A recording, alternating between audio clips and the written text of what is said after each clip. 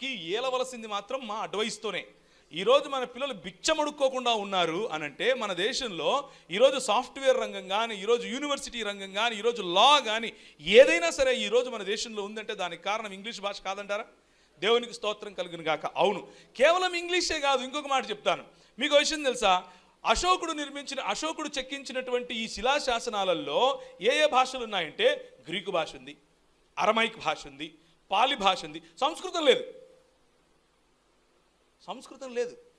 తమిళం ఉంది, తమిళం కూడా ఉంది అని అంటే దాని అర్థం ఏంటి?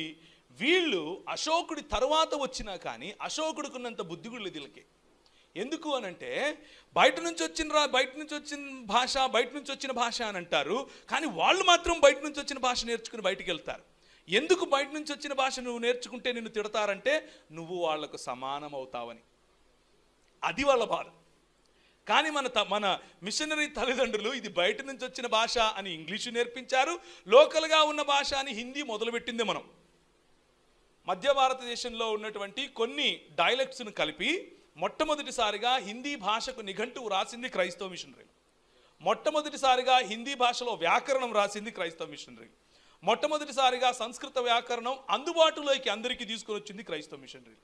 ఇలా చెప్పుకుంటూ పోతే వాళ్ళు ఏ భాషకు, తెలుగు భాషను మ్లేచ్ఛ భాష అన్నారు, తమిళ భాషను మ్లేచ్ఛ భాష అన్నారు, కన్నడ భాషను మ్లేచ్ఛ భాష అన్నారు, మలయాళాన్ని అంతే, మిగిలిన భాషలను అంతే. కానీ వాటిలో వ్యాకరణం, వాటిలో మొదటి నవల, మొదటి పుస్తకం, మొదటి బైబిల్ అన్నీ రాసింది ఎందుకు? ఇదిగో ఈ పుస్తకం చదవాలని. ఏదో ఒకటి చేసి ఈ పుస్తకం మీ చేతికి రావాలి. మీ చేతికి పుస్తకం వచ్చిందా వాళ్ళకి సమానం అవుతారు, వాళ్ళకంటే ఎక్కువ అవుతారు. అది భయం, వాళ్ళకున్నటువంటి భయం అది. అందుకు ఈ విధంగా ఇండియా ఇంక్విజిషన్ చేశారు వీళ్ళు. మనల్ని ఏమంటారంటే, మీరు ఒకానొక సమయంలో మిషనరీలుగా వచ్చి సర్ ఫ్రాన్సిస్ జేవియర్ లాంటి వాళ్ళు వచ్చి ఈ దేశంలో ఒకవైపు దాన్ని ఏమంటారు కుష్ఠరోగులు ఉన్నారు, వాళ్ళను ఇసుకలో పాతేస్తున్నారు గోవా ప్రాంతంలో, చూసి వాళ్ళను సంరక్షించి వాళ్ళ కోసం అవి ఇవి కట్టి వాళ్ళ అభ్యున్నతి కోసం పోరాడి ఎన్నెన్నో చేశారు. అవన్నీ ఓకే, కానీ నిజానికి మీరు ఏం చేశారంటే మత మార్పిడి చేశారు.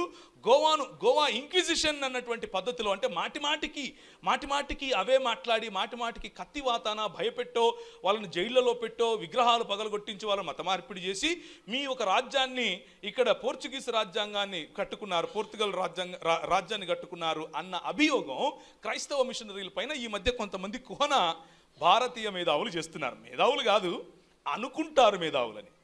కానీ అయ్యా అమ్మ అక్క, నిజమైనటువంటి ఇంక్విజిషన్ అంటే ఇది. వేల సంవత్సరాలుగా మనిషికి ఉన్నటువంటి గుర్తింపును తీసేసి నువ్వు పశువు